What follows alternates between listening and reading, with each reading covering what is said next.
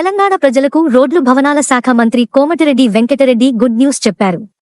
రాష్ట్ర చరిత్రలో కనీవిని ఎరగని రీతిలో రూపాయలు 60,799 కోట్లతో రహదారుల నిర్మాణం చేపట్టబోతున్నట్టు తెలిపారు.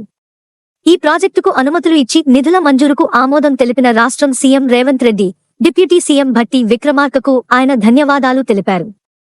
ఈ సందర్భంగా ఆయన మాట్లాడుతూ, మౌలిక సదుపాయాల కల్పనతో బహుళ జాతి సంస్థలకు తెలంగాణ కేంద్రంగా మారబోతోంది. లక్షల కోట్ల పెట్టుబడులు రాష్ట్రానికి రానున్నాయి. లక్షలాది మంది గ్రామీణ యువతకు ఉపాధి కలగనుందన్నారు. అలాగే రూపాయలు 10,400 కోట్లతో హైదరాబాద్ విజయవాడ హైవేను 8 లైన్లుగా విస్తరించనున్నట్టు తెలిపారు. అలాగే రూపాయలు 36,000 కోట్లు తెలంగాణ రాష్ట్ర గతిని మార్చే ఆర్ఆర్ఆర్ రహదారి నిర్మించబోతున్నట్టు తెలిపారు. రోడ్లు లేని గ్రామీణ ప్రాంతాల్లో నూతన రోడ్లు వేస్తామని, హ్యామ్ ప్రాజెక్టుకు 11,399 కోట్ల రూపాయలు కేటాయించామని, త్వరలో టెండర్లు ఆహ్వానిస్తామని మంత్రి కోమటిరెడ్డి అన్నారు.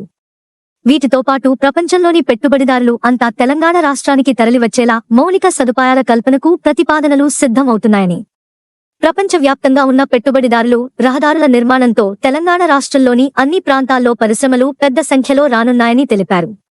ఫలితంగా లక్షల కోట్ల పెట్టుబడులు, లక్షలాది మంది రాష్ట్ర యువతకు ఉపాధి లభించనుందన్నారు. రూపాయలు 8,000 కోట్లతో మన్ననూరు నుంచి శ్రీశైలం వరకు 52 కిలోమీటర్ల ఎలివేటెడ్ కారిడార్ను నిర్మించబోతున్నామని, దేశానికే తలమానికంగా మారనున్న ఫ్యూచర్ సిటీ నుంచి అమరావతి మీదుగా బందరు పోర్ట్ వరకు రూపాయలు 20,000 కోట్లతో గ్రీన్ ఫీల్డ్ హైవే నిర్మించనున్నట్టు తెలిపారు. ఈ రహదారి నిర్మాణంతో రాష్ట్ర ముఖచిత్రమే మారుతుందన్నారు. న భూతో న భవిష్యత్తు అన్న రీతిలో రహదారుల నిర్మాణానికి అవకాశం కల్పించిన ముఖ్యమంత్రి రేవంత్ రెడ్డి, ఉప ముఖ్యమంత్రి భట్టి విక్రమార్క, నల్గొండ నియోజకవర్గ ప్రజలకు ధన్యవాదాలు తెలిపారు. ఈ పనులకు సంబంధించి ప్రతి 15 రోజులకు ఒకసారి ముఖ్యమంత్రి రేవంత్ రెడ్డి, డిప్యూటీ సీఎం భట్టి విక్రమార్క సమీక్ష నిర్వహించారు. నా రాజకీయ జీవితంలో ఒక గొప్ప అవకాశాన్ని కల్పించిన అందరికీ ధన్యవాదాలని మంత్రి అన్నారు.